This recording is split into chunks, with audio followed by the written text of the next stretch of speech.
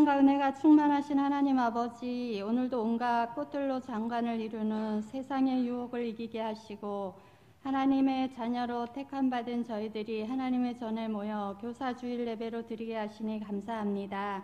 부족한 죄인의 모습으로 주님 앞에 왔습니다. 우리에게 주어진 일상의 삶이 은혜인데 구하고 찾던 것이 이루어져야만 감사했던 우리의 나약한 믿음을 고백하오니 용서하여 주옵소서. 5월을 가정의 달로 정해주신 하나님 아버지, 주님의 뜻이 이루어지는 5월이 되기를 원합니다. 감사로 충만한 가정들이 되어 모든 가정에 기쁨이 충만케 하여 주옵소서. 우리의 작은 인생길이 주님의 선하신 뜻을 이루기 위한 구원의 도구들이 되게 하여 주옵소서. 결박당할 것을 알면서도 주의 뜻을 이루기 위해 예루살렘에 올라간 바울의 신앙을 본받아 우리가 먹고 마시고 입는 일에 힘쓰기보다 주님의 뜻인 복음이 확산되는 일에 쓰임받는 일꾼들이 되게 하여 주옵소서. 우리 오리동 제일교회 모든 가정의 온 가족들이 함께 주님을 뜨겁게 예배하는 가족이 되기를 원합니다. 하나님을 더욱 경외함으로 믿음의 보배로운 가정들이 되게 하여 주시고 결실한 포도나무와 같이 모든 일에 열매가 가득하게 하여 주옵소서. 자녀들은 감람나무 잎처럼 어디를 가든지 쓰임받는 자녀들이 되게 하여 주옵소서. 예수님을 믿는 우리의 모든 가정들이 행복한 쉼터가 되게 하여 주옵소서. 가난하고 고생이 많았던 시대를 살아오신 우리 부모님들의 여생이 편안하고 행복하도록 건강을 지켜주시고 평생토록 간절하게 기도하며 소원했던 일들이 아름답게 이루어지게 하여 주옵소서. 우리의 자녀들은 모두 함께 살아가는 법을 배우게 하시고 은혜 받음에 감사할 줄 알고 귀한 것을 소중히 여길 줄 아는 성품을 갖게 하여 주옵소서. 큰 꿈을 품고 멀리 내다볼 수 있는 눈을 주시고 내일을 위해 오늘을 참아낼 수 있는 인내를 배우게 하여 주옵소서. 하나님 아버지, 우리 오리동 제일교회가 패역한 이 시대에 교회로 교회답게 하시고 성도로 성도답게 하셔서 복음의 권능이 살아있는 교회 되게 하여 주옵소서. 상처 입은 영혼들을 주께로 인도하여 치유하고 위로해주는 교회 되게 하시고 세상을 향하여 빛과 소금의 역할을 넉넉히 감당하는 교회 되게 하여 주옵소서. 참 스승이신 하나님 아버지, 교사들을 축복하여 주옵소서. 부장 선생님과 교사들의 영육을 강건케 하시고 몸과 마음이 지치지 않고 오직 주님만 바라보며 나아가는 충성되고 진실한 교사들 되게 하여 주옵소서. 성령의 충만함을 받아 교회 교육이 무너지지 않도록 눈물로 씨를 뿌리는 교사들이 다 되게 하여 주옵소서. 다시금 교회 학교가 말씀으로 교육하여 교회 학교 학생들의 영이 살아나게 하여 주시고 하나님의 목적대로 잘 양육받아서 하나님께 쓰임받는 인생 되게 하여 주옵소서. 우리 교회에 주신 2014 비전을 통해 하나님께서는 지금도 놀라운 역사를 이루어 가시는 줄 믿습니다. 예수님이 부활하셔서 제자들에게 보이셨을 때 도마는 그 자리에 없었기에 의심 많은 도마로 지금까지 알려져 있습니다. 우리가 함께 꿈을 꾸며 함께 있어야 할 그 자리를 잘 지키게 하셔서 2014 성취의 기쁨을 함께 누리게 하여 주옵소서. 역사를 주관하시는 하나님 아버지, 우리 대한민국을 사랑하사 하나님의 계획 속에 하나님이 사용하시는 나라 되게 하시니 감사합니다. 대통령과 위정자들이 하나님 앞에 국민 앞에 자신을 낮추며 귀를 기울여 지혜자의 목소리를 듣게 하여 주옵소서. 우리 사회가 든든한 울타리가 되어주므로 다음 세대들이 안전한 공간에서 미래를 준비하고 청소년들은 사랑으로 격려를 받고 청년들은 공정한 기회와 노력한 만큼의 보상을 받으며 직장인들은 안정된 직업과 안전한 현장에서 걱정 없이 일할 수 있는 그런 사회가 되게 하여 주옵소서. 오늘도 하나님의 말씀을 선포하시는 담임 목사님 권능으로 붙잡아 주옵소서. 늘 영육의 강건함과 성령으로 충만케 하여 주옵소서. 말씀을 듣는 저희들 세상 염려 걱정 다 내려놓고 말씀에 집중하여 각자에게 주시는 하나님의 음성을 온전히 듣게 하여 주셔서 우리의 생각이 절대 긍정으로 바뀌게 하시고 행실이 바뀌게 하여 주옵소서. 찬양으로 영광 돌리는 찬양대 찬양을 기뻐 받아 주시고 예배를 돕는 손길들을 통해 하나님이 기뻐 받으시는 예배가 되게 하시며 저들의 삶에는 주님이 책임져 주시는 복된 일들이 넘쳐나게 하여 주옵소서. 주의 성령이 이 예배를 주관하셔서 바람같이 불같이 생수같이 우리 가운데 역사하여 주시기를 원하옵고 예수 그리스도의 이름으로 기도드립니다. 아멘.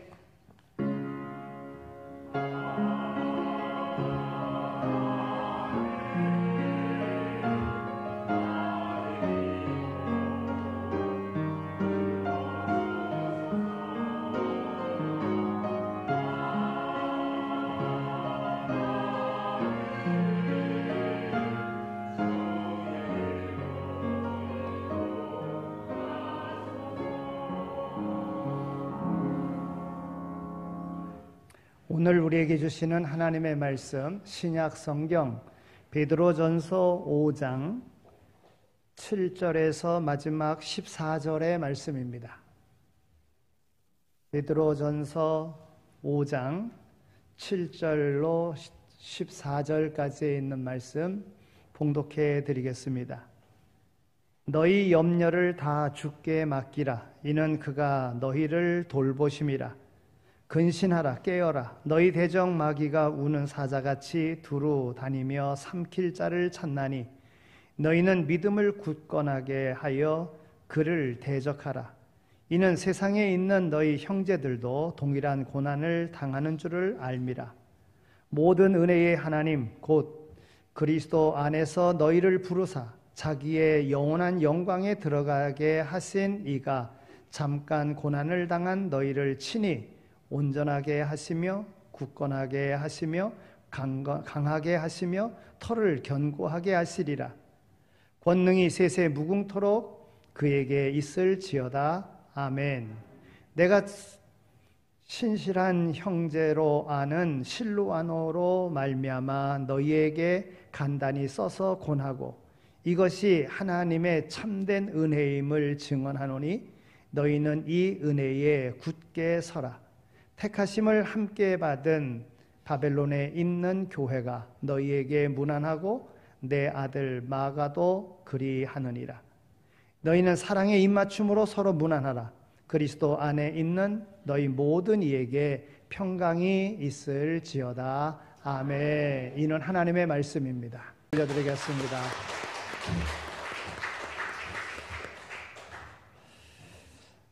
5월 달은 가정의 달이다. 그래서 5월 첫째 주 어린이 주일, 두 번째 주 어버이 주일, 세 번째 주 교사 주일. 그래서 오늘은 교사 주일입니다. 또 오늘은 5월 달 가정의 달에 21일이 부부의 날입니다. 오늘은 부부의 날이기도 합니다. 둘이 하나 된다 이런 의미로 21일을 부부의 날로 그렇게 정해서 사람들이 그렇게 지키고 있습니다. 이제 다음 주일은 예수님께서 부활하시고 승천하신 또 예수님께서 부활하시고 40일 후 승천하시고 또 약속하신 그 50일 오순절 날에 성령이 강림하셔서 오순절 우리는 다음 주일 부활주일 후 50일이 되는 그래서 우리는 다음 주일은 성령 강림 주일로 그렇게 지킵니다. 5월에 의미 있게 매 주일을 우리가 지키게 되는데 그 의미 있는 날들을 정말 의미 있게 잘 지켜갈 수 있도록 그리 하시기를 바랍니다. 베드로는 우리가 잘 알다시피 예수님의 제자 중에서도 대표되는 그러한 제자이지요. 그런데 제자된 베드로가 제자의 그 모습으로 이제는 스승이 돼서 가르치는 그러한 위치에 있는 것을 보게 됩니다. 여러분, 제자는 그냥 제자의 자리에 머물러 있으면 되는 게 아니라 스승의 자리까지 가야 됩니다. 자녀는 자녀의 자리만 머물러 있어서 되는 것이 아니라 부모의 자리까지 또 가야지만이 되는 것입니다. 오늘 우리의 신앙생활에 있어서도 주님의 제자가 되어지고 또 제자 삼는 일을 감당해 나갈 수 있는 또 신앙의 어린아이와 같은 자리에서 장성한 믿음의 분량에까지 이르르는 것이 오늘 우리의 신앙의 목표인 줄 알고 달려갈 수 있는 모두가 다 되어지시기를 소망합니다. 제가 저희 어머니 미국에 거의 한 20년 사시다가 와가지고 같이 이렇게 지내게 됐을 때에 많이 싸웠어요. 이게 어머니가 그때만 해도 살아계셨거든요. 정신이 살아계셨어요. 그래가지고 자신의 공로로서 넌 자식이니까 하고서는 저를 막 잘못한다고 막 그러셨어요. 또 저는 아니라고, 내가 뭐 잘못했느냐고, 잘 살았다고, 바르게 잘했다고, 또 저도 또 그냥 바닥바닥 대들고 싸웠어요. 참 여러 날을 싸웠습니다. 그러다가 어느 순간 저희 어머니가 이렇게 딱 내려놓으신 것 같아요. 이게 딱 꺾이셨어요. 요즘엔 저한테 뭐라 그러냐면 가끔 가다가 저한테 오빠 이래요. 그리고 저희 누님이 저보다 12살 이렇게 많은데도 불구하고 저희 누님하고 저하고 이렇게 비교할 때 오빠가 뭐 이렇게 하는 거예요. 제가 누나들 오빠가 되는 거예요. 그렇게 말씀하시더라고요. 그러니까 그때 제 마음속에 어떤 것이 있느냐 하면 부모님에게 배울 게 너무 많구나. 그러니까 당신이 이루고 당신이 했다고 주장할 때는 제가 공경하는 마음이 안 생겼는데 다 내려놓으시니까 그때 제가 더 공경하고 존경스럽고 그리 되더라고요. 그래서 제가 어머니한테 많이 지금 배우고 있습니다. 이게 얼마나 감사한지. 오늘 우리 신앙생활도 그런 것 같아요. 우리가 내가 옳고 내가 잘났다 그러면 결코 누구를 교훈할 수 없습니다. 내가 배운 것, 내가 가지고 있는 것, 이거 내 것이라고 생각하면 결코 다른 사람에게 감동을 주지 못합니다. 그런 것이 있다고 할지라도 겸손하고 낮아져야 그때 다른 이들에게 감동을 줄 수 있음을 보게 됩니다. 베드로 사도는 예수님의 제자로서 예수님께로부터 배움을 받았고, 그리고 그가 성령을 받은 연후에 주님께서 왜 부르셨는지, 또 자신의 인생 가운데 어떤 은혜를 베풀어 주셨는지를 알고 그가 복음 전하는 자의 삶을 사니까 베드로의 설교 속에 많은 사람들이 감동이 되어지고 변화가 되어지는 거예요. 그래서 베드로가 설교할 때에 성령 받고 나서 제자의 위치에서는 자기를 자랑하고 자기를 드러내고 자기가 으뜸이 되어지고 자기가 최고 높다고 누가 높으냐 막 이렇게 싸우는데 한 사람이었었지만은 성령 받고 나서는 그가 변화됐어요. 그래서 그가 말씀을 전할 때에 3,000명, 5,000명씩 변화되는 역사가 일어났다는 거예요. 그는 순교할 때도 주님이 똑바로 십자가에 못 박혀 돌아가셨다면 내가 어찌 주님과 같이 나는 그보다 더 나는 거꾸로 십자가에 매달아달라, 그렇게 죽여달라, 그래서 거꾸로 십자가에 매달려 죽었다고 하는, 순교했다고 하는 그런 이야기가 전해져 내려오고 있습니다. 지금 베드로 사도는 지금 초창기 기독교인들, 흩어져 있는 많은 그리스도인들에게, 성도들에게 참다운 믿음의 삶이 뭔가를 교훈해주고 있는 것입니다. 시련과 환난 가운데 있는 도처에 흩어져 있는 성도들에게 하나님의 은혜를 체험하게 함으로써 어려움을 극복할 수 있는 그러한 은혜를 지금 그들에게 가르쳐주고 있는 것입니다. 즉 하나님의 은혜 아래 고난당하고 있지만은 그러나 그들에게 위로와 용기를 갖도록 하기 위하여 기록된 것이 바로 베드로 전후서인 것입니다. 오늘 말씀은 베드로가 그 전에 그리스도인들이 여러 가지 많은 고난을 받게 될 것을 여러 번 강조하고 이야기한 바 있습니다. 또 오늘 본문에서도 삶의 현장에서 우리가 받게 될 고난의 그 모든 내용들, 단순히 고통으로 끝나는 것이 아니라 이 고난 가운데 고난이 주는 특별한 하나님의 은혜가 있다는 사실을 그들에게 교훈해주고 있는 것입니다.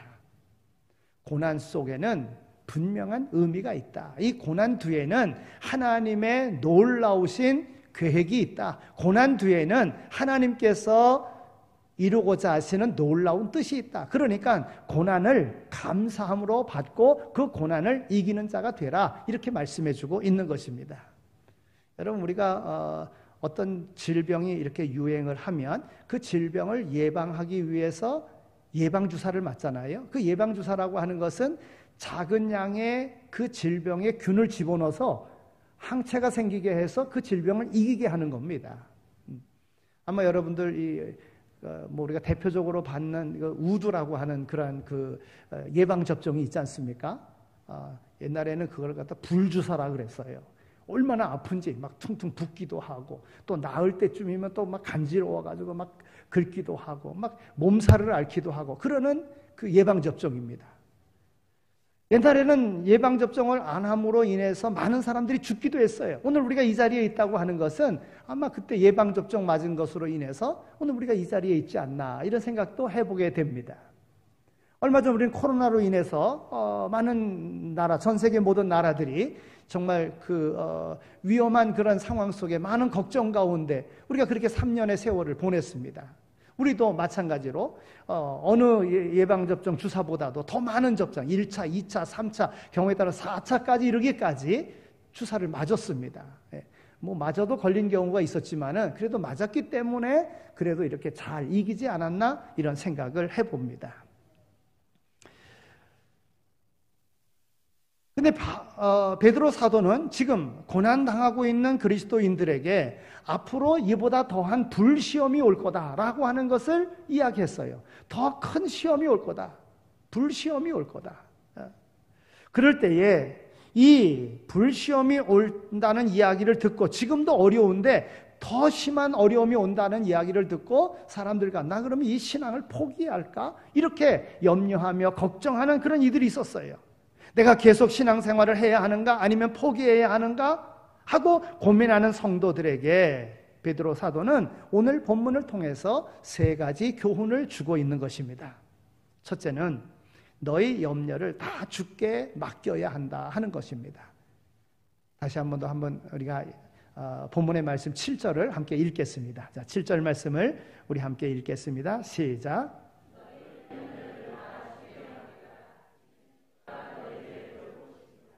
아멘. 여러분 여기서 돌보신다고 하는 이 말 헬라어의 그 뜻은요 아우트 메레이라고 하는 그런 단어를 쓰는데 염려가 그에게 있다 이런 뜻입니다. 그러니까 모든 염려를 주께 맡기는 자는 그 고난이나 염려의 책임이 나에게서 하나님에게로 넘어갔다는 거예요. 고난당하고 있는 성도들에게 너희 모든 염려를 내게 맡기라. 이제 맡기면 그것이 내게서 하나님에게로 넘어간다는 거예요. 하나님께서 오늘 우리에게 고난을 이기는 방법으로 모든 염려를 내게 맡기라 이렇게 말씀하시는 거예요. 다 맡기면 그 모든 염려가 주께로 간다는 거예요. 하나님께로 간다는 거예요. 여러분 이와 같은 진리를 알고 신앙생활을 하면은요 어떤 고난이 와도 고난 가운데 우리를 내버려 두시는 것이 아니라 고난을 담당해 주심으로 우리를 이기게 하시는 하나님의 은혜로 우리는 고난을 이겨갈 수가 있는 것입니다. 오늘 10절에 있는 말씀을 보니까 모든 은혜의 하나님 곧 그리스도 안에서 너희를 부르사 자기의 영원한 영광에 들어가게 하시니가 잠깐 고난을 당한 너희를 친히 온전케 하시며 여러분 당하는 고난은 잠깐의 고난이라고 하는 거예요. 그런데 이 고난을 통해서 오늘 우리를 온전케 하신다는 겁니다. 즉 주를 위하여 받는 고난은 우리를 망하게 하고 넘어지게 하는 고난이 아니라 우리를 오히려 온전케 하는 은혜가 있다고 하는 것입니다. 여러분 요즘에 TV를 이렇게 보면은 사실 뭐 볼 게 없지요. 그러나 TV에 그 모든 방영되는 것을 보면은 먹고 사는 문제를 많이 이야기합니다. 먹는 문제. 어느 마을에는 뭘 잘하고 뭐 어떤 맛있는 집이 있고 뭐 이런 방송이 많이 있습니다. 또 여행하는 내용이 많이 있습니다. 이제 뭐 한국은 뭐 곳곳 다 이렇게 이제 소개하고 그러니까 이제 외국에 가가지고 뭐 캠핑 밖에 유럽이니 뭐 어쩌고 해가지고 외국에 가가지고 그 문화를 보여주면서 이렇게 그 사는 모습들 여행하는 그러한 것을 오늘 우리에게 많이 보여주고 있습니다. 또 혼자 사는 사람들이 많으니까 나는 자연인이다. 뭐 그래서 산에서 혼자 살고 있는 이런 사람들에 대한 그런 내용이 상당히 많이 방송이 되어집니다. 또 사람들 사는 가운데 특별하게 사는 사람들, 세상에 이런 일이 이게 많은 사람들의 관심을 끄는 것이 바로 그런 것입니다. 여러분, 사람들이 살아가는 거는 조금 다르지만은 거의 다 비슷합니다. 다 먹고 사는 것이고, 또 무엇을 입고 사느냐, 그런 의식주의 문제가 어떤 집에 사느냐, 다 이런 것입니다. 그래서 그런 거에 대한 이야기를 합니다. 언젠가는 TV를 보는데 그런 내용이었어요. 서울 도시에 대장간이 있다는 거예요. 대장간이. 여러분, 대장간은 보통 시골에서 농기계를 만들어내는 그러한 그래서 시골에 있어야 되는 게 맞지 않습니까? 근데 도시에 있다는 거예요. 도시 중심에 있다는 거예요. 한가운데. 우리 동네도 이쪽에 개봉동에서 이렇게 오리동 쪽으로 오다 보면 그 옛날 소천지 있었던 그 자리고 코너에 그 대장간이 하나 있어요. 네. 그런데 그 대장간을 소개하면서 그 아버지 대장장이 아버지가 그 기업을 누구한테 물려주냐면 아들한테 물려주는 거예요. 근데 아들은 그래도 인류 대학을 나왔어요. 그런데도 불구하고 대장장이가 되는 거예요. 그러면서 그 아버지가 아들한테 가르쳐 주는데 훌륭한 쟁기가 나오려고 하면, 훌륭한 농기계가 나오려고 하면 두 가지 있는데, 두 가지 그 비결은 풀무에 많이 들어가야 된다. 불에 많이 들어가야 된다. 그리고 많이 두들겨야 된다. 그래야지만이 훌륭한 쟁기가 나온다. 이렇게 이야기를 하는 것을 보았습니다. 여러분, 이 세상에는 고난 때문에 망한 사람보다는 그가 겪는 고난으로 인해서 위대해진 사람들이 너무나도 많이 있습니다. 고난 때문에 망한 사람보다 고난을 통해서 위대해진 사람이 많다는 거예요. 우리가 지금 오늘 여기 서 있는 것은 우리 나름대로 고난이 있었으므로 오늘 우리가 이 자리에서 오늘 이와 같이 있을 수 있다고 하는 것입니다. 여러분, 이것이 바로 고난이 오늘 우리에게 준 은혜인 거예요. 어떤 사람은 만약에 세상적으로 잘 됐다고 하면 예수 안 믿었을 거예요. 그러나 고난 때문에 예수 믿게 되었어요. 어떤 사람은 삶 가운데 어려운 고난이 있었어요. 그런데 그 고난을 믿음으로 이겼어요. 그래서 오늘 이 자리에 있다고 하면 고난이 내게 유익을 준 것입니다. 야고보서 1장 4절에 있는 말씀을 보면 너희가 고난당할 때에 인내를 온전히 이루라. 이는 너희로 온전하고 구비하고 조금도 부족함이 없게 하려 함이니라 그랬어요. 여러분, 이 말씀에서 주는 그러한 동일한 그러한 단어가 있는데 그 말은 뭐냐면 오늘 우리를 온전케 하신다는 거예요. 즉 고난은 우리를 온전케 하는 은혜를 주신다는 거예요. 여러분, 이유 없는 고난은 없습니다. 왜 홍역은 꼭 치료해야 된다 그러잖아요. 여러분, 홍역 치르고 나면은요 애가 똑똑해져요. 병치레를 하고 나면 그 다음에 애가 정말 지혜가 얼등하게 커지는 것을 보게 됩니다. 여러분, 인생도 마찬가지예요. 고난을 겪고 이룬 인생하고 고난을 겪지 않고 이룬 인생은 큰 차이가 있습니다. 오늘 하나님께서 오늘 우리를 고난 가운데 두신 이유는 고난을 통해서 오늘 우리를 온전케 하시기 위한 하나님의 섭리가 있는 거예요. 여러분, 자식을 키우는 데 있어서 자식이 그냥 마음대로 되라고 될 대로 되라 그냥 내버려 두면 정말 멋대로 되겠지요. 그런데 자식을 바르게 키우기 위해서 자식에게 고난을 가합니다. 잘못하면 매질을 합니다. 야단을 칩니다. 여러분, 이것이 부모의 모습인 거예요.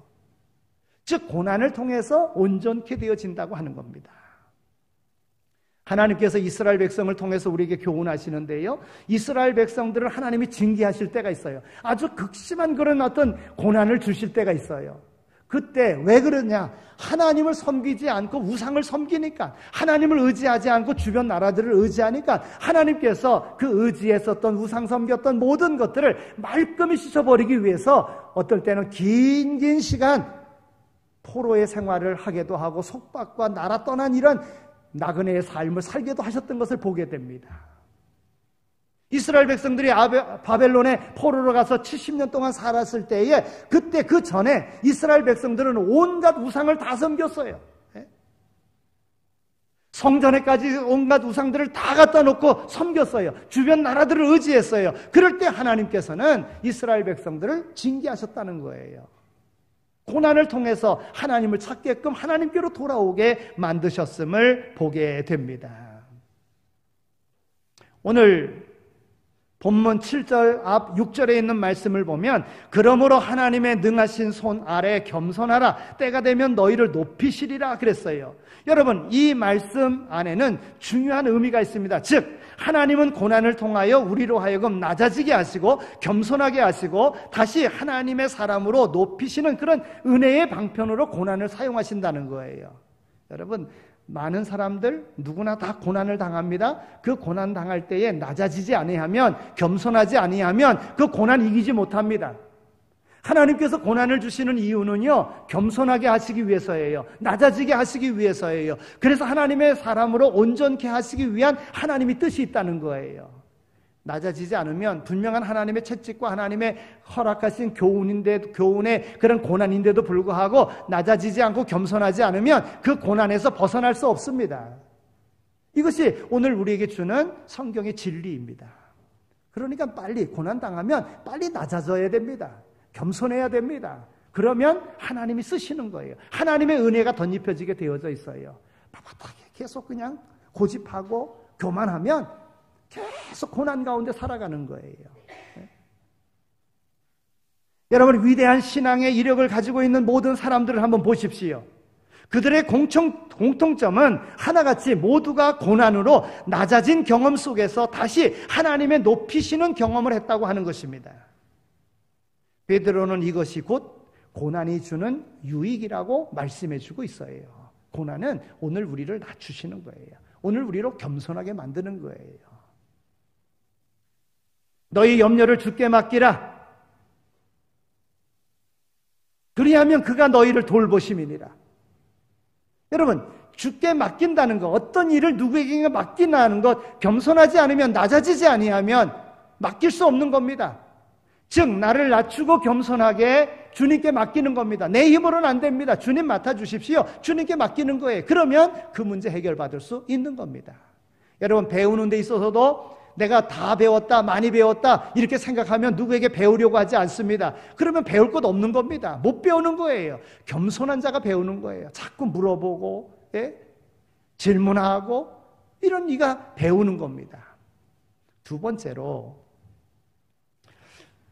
오늘 고난당하는 이들에게 마귀를 대적해야 된다고 말씀하고 있습니다. 8절서부터 11절까지에 있는 말씀인데요. 여러분, 마귀라고 하는 존재를 우리는 알아야 됩니다. 마귀는 끈질기게 성도들을 넘어뜨리기 위해서 활동을 합니다. 마귀는 자신의 목적이 관철되기까지 결코 물러서지 않습니다. 그러면 마귀를 어떻게 이깁니까? 이기려고 하면 피해가려고 하면 안 됩니다. 그 마귀의 속성은 끝까지 따라오면서 우리를 괴롭힙니다. 그런 거로 그 마귀는 대적해서 이겨야지만이 되는 거예요. 그러면 마귀를 대적할 무기는 뭡니까? 오늘 우리가 잘 아는 대로 기도와 믿음인 것입니다. 어려운 일 당할 때 기도하면 됩니다. 기도하면 그 마귀의 모든 괴계를 알 수가 있습니다. 믿음이 있어야 됩니다. 마귀를 대적하는 것이 바로 이 믿음임을, 내가 믿는 하나님이 어떤 분이신지, 내가 하나님을 의지하고 하나님을 믿는 그 믿음 가운데 하나님이 나의 도움이 되시고 나의 능력이 되셔서 마귀를 대신하여 싸워주신다고 하는 이 사실을 믿을 때에, 그리고 마귀를 대적할 때에 마귀는 오늘 우리에게서 떠나가게 되어져 있는 것입니다. 오늘 10절 중반절에 있는 말씀을 보면 고난당하는 너희를 친히 온전케 하시며 굳건하게 하시며 강하게 하시고 털을 견고하게 하시리라 말씀하고 있습니다. 여러분, 본문에서 굳건하게 하시고 강하게 하시며 견고하게 하신다라고 하는 이 말, 같은 말에 대한 강조의 강조인 것입니다. 한마디로 고난은 오늘 우리를 강하게 한다는 그런 내용인 것입니다. 그렇습니다. 고난 속에서 오늘 우리가 성숙하게 되어지는 것입니다. 여러분, 우리에게는요, 우리 모두는 특별한 그러한 특성을 가지고 있습니다. 타 민족과 비추어 볼 때에 한국인이 가지고 있는 다른 민족과 비교할 수 없는 그러한 강인함이 오늘 우리에게 있습니다. 그것은 바로 부지런하다고 하는 겁니다. 부지런하다고 하는 것. 쉴 줄도 모르고 놀 줄도 모르고 부지런하게 일만 하는 그런 부지런함의 백성이 우리 한민족이라는 거예요. 한국 백성이라는 거예요. 그래서 우리가 많이 사용하는 말 가운데 앞만 보고 달려왔다 그러잖아요. 그 부지런함의 그런 기질이 있기 때문에 앞만 보며 달려왔다고. 예. 여러분 우리가 외국을 여행하다 보면 외국 사람들이 딱 그 언어를 딱 이렇게 딱 듣고서는요, 한국 사람이다 그러면 제일 먼저 그 사람들이 이렇게 하는 말이 뭐야? 빨리 이래야 돼. 빨리. 한국 사람들은 굉장히 부지런하다는 거야. 빨리 막 하잖아요. 예? 또 그런 단어를 많이 쓰잖아요. 빨리 하자고 막. 예. 이 한국 사람의 특징은 약한 것 같지만 강한 민족이라고 하는 거예요. 옛날 중동에 그 바람을 일으켰었던 그 중동에 있는 사람들은 이 더운 날은 일도 안 하고 뭐 시간만 되면은 다 일 놓고 잠자고 막 이러는데 잠잘 줄도 모르고 또 더 나가서는 밤중에 더우니까 밤중에는 횃불을 켜놓고선 막 일하고 막 이러니까 한국 사람들 보고 놀라는 거예요. 예. 키는 작고 정말 약해 보이는데도 불구하고 강한 민족, 이것이 바로 우리 한국 사람이라고 하는 것입니다. 그러면 한국 사람이 왜 이렇게 강한 민족이 되었습니까? 우리 한국 사람은 역사적으로 고난 속에서 태어났습니다. 고난 속에 살아왔습니다. 그러므로 우리 한국 사람이 어디를 가든지 잘 사는 것은, 생존할 수 있는 것은 오늘 본문 말씀대로 고난이 주는 은혜 가운데에 이런 민족이 되었다고 하는 것입니다. 여러분 성경에 있는 말씀들을 보십시오. 하나님께서 한 인물을 위대하고 강한 지도자들을 만드시기 위해서 그들이 반드시 통과해야 되는 관문이 있었는데 그것은 바로 고난이라고 하는 관문을 통과했다고 하는 것입니다. 성경의 위대한 지도자는 하나같이 이 고난의 관문을 통과했습니다. 하나님은 야곱을 위대한 강한 이스라엘의 지도자로 만들기 위해서 팥죽 한 그릇의 장자권을 사고요, 형이 죽이려고 하니까 삼촌 집으로 도망가잖아요. 살기 위해서 도망갑니다. 근데 삼촌을 통해서 온갖 속임을 당하지 않습니까? 그런데도 버텨냅니다.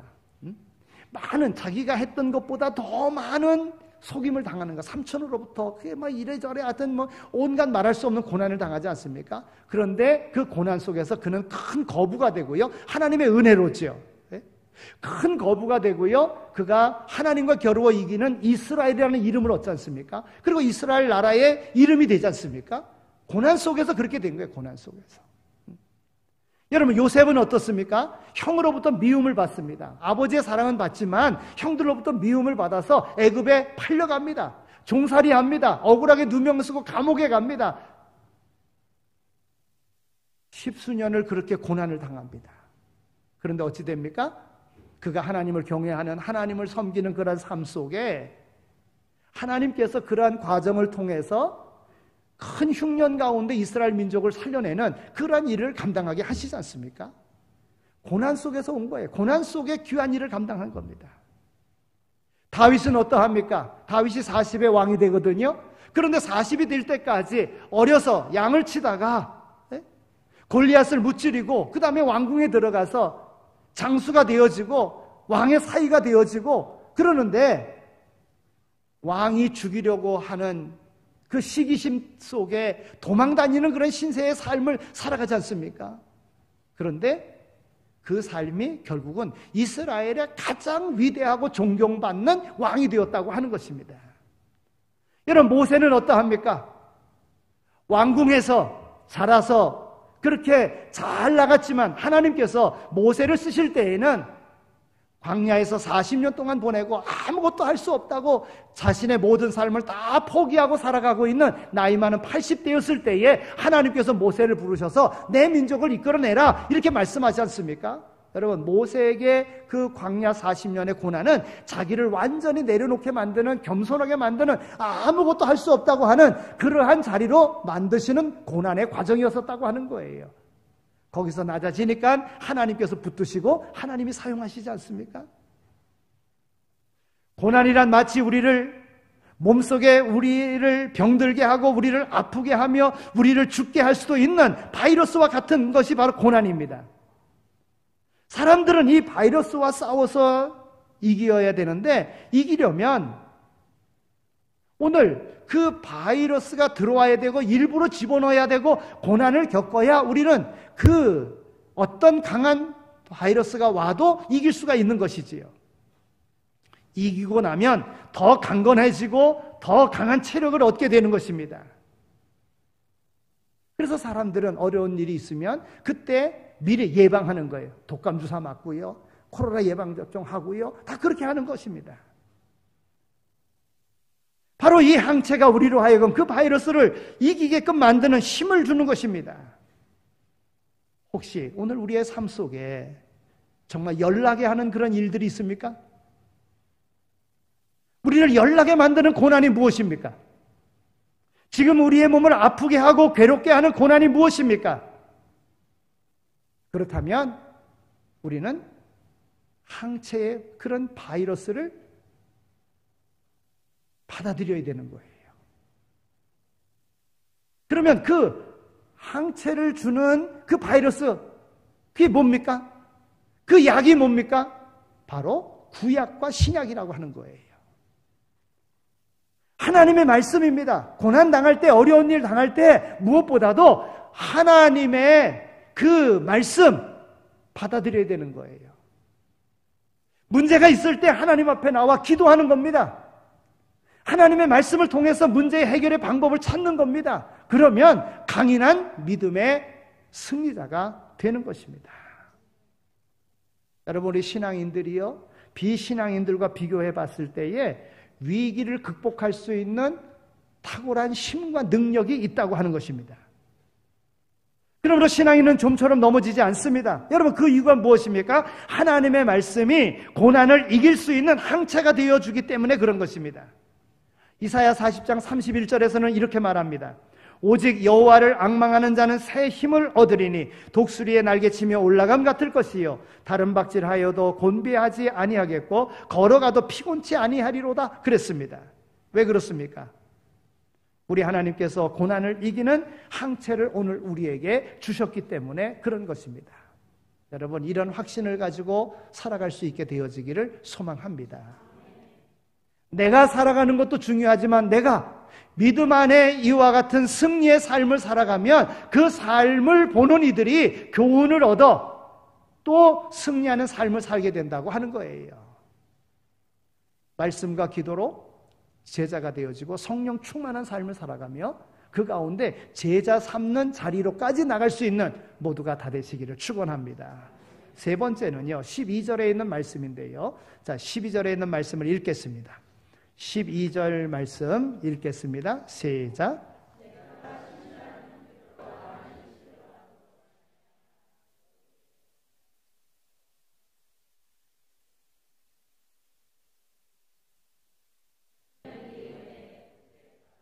아멘.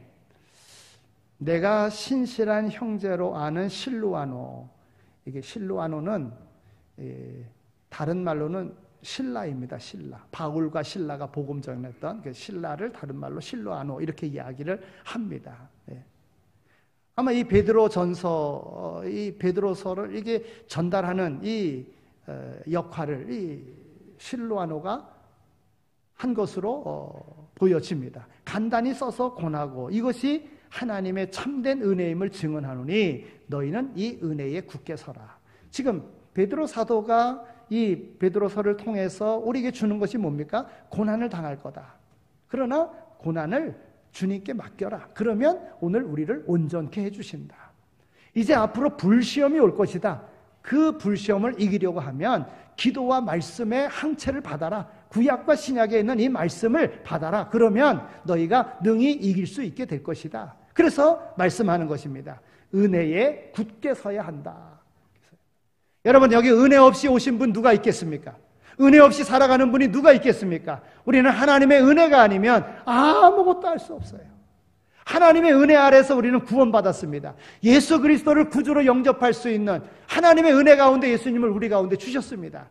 예수 믿음으로 인하여 구원받는 이 길을 하나님의 은혜로, 우리의 어떤 공로가 있어서가 아니라 하나님의 은혜로 오늘 우리에게 주셨음을 믿고 바울 사도가 말한 대로 그리스도의 군사라고 하는 이 사실을 가지고 영적 전쟁에 오늘 이 시대에 담대하게 싸워나가야 될 줄로 믿습니다.